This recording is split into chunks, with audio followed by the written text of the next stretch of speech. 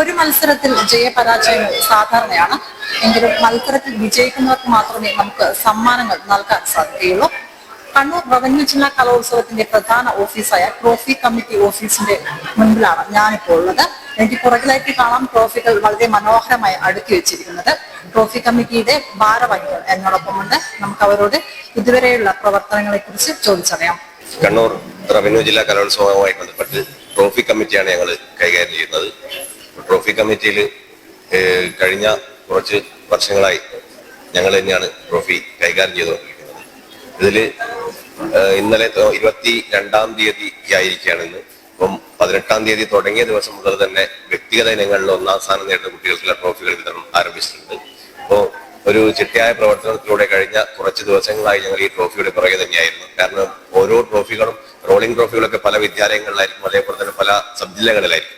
അതൊക്കെ കൃത്യമായി തിരിച്ചുകൂടി എത്തിച്ച് അത് ട്രോഫികളൊക്കെ പൂർണ്ണമായിട്ട് ആ രീതിയിൽ തന്നെ ഉണ്ടെന്ന് ഉറപ്പുവരുത്തി ആ രീതിയിലാണ് ഞങ്ങൾ പ്രവർത്തനങ്ങളായി മുന്നോട്ട് പോയത്. അതിന്റെ അടിസ്ഥാനത്തിൽ 15-ാം തീയതി ആയിരുന്നു രജിസ്ട്രേഷൻ ഉണ്ടായിരുന്നത്. അപ്പൊ അന്ന് തന്നെ രജിസ്ട്രേഷൻ കഴിഞ്ഞു. എല്ലാ ട്രോഫികളും സബ് ജില്ലാ കൺവീനർമാർ എത്തിച്ചു തന്നു. അത് ഞങ്ങൾ കൃത്യമായി ഇവിടെ ശേഖരിച്ചു വെച്ചു. അതിനുശേഷം ഇത് ട്രോഫി ഏറ്റവും മികച്ച രീതിയിൽ ഇവിടെ സെറ്റ് ചെയ്ത് വെച്ചു. അങ്ങനെ ഓരോ ദിവസവും കഴിയുന്നതിനനുസരിച്ച് ഫലം വരുന്ന മുറക്ക് കുട്ടികൾക്ക് ഇവിടെ പ്രത്യേക ഒരു ട്രോഫി പവലിയൻ ഞങ്ങൾ ഒരുക്കിയിട്ടുണ്ട്. കണ്ണൂർ കോട്ടയുടെ ഒരു ബാക്ക്ഗ്രൗണ്ടിലാണ് ഈ ഒരു പവലിയൻ ഒരുക്കിയത്. അവിടെ വെച്ച് ഓരോ വ്യക്തിഗത ഇനങ്ങളിൽ നേടുന്ന കുട്ടികളുടെ സമ്മാനം അവിടെ നിന്ന് നൽകുന്നുണ്ട്.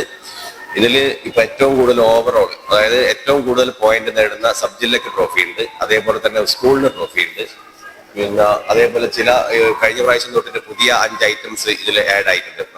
ഗോത്രകലയെ ബന്ധപ്പെട്ട് ആ ഗോത്രകലയിൽ ഉൾപ്പെട്ട 5 വിഭാഗങ്ങൾക്ക് ഞങ്ങൾ ഈ വർഷം ട്രോഫി ഏർപ്പാടാക്കിയിട്ടുണ്ട്.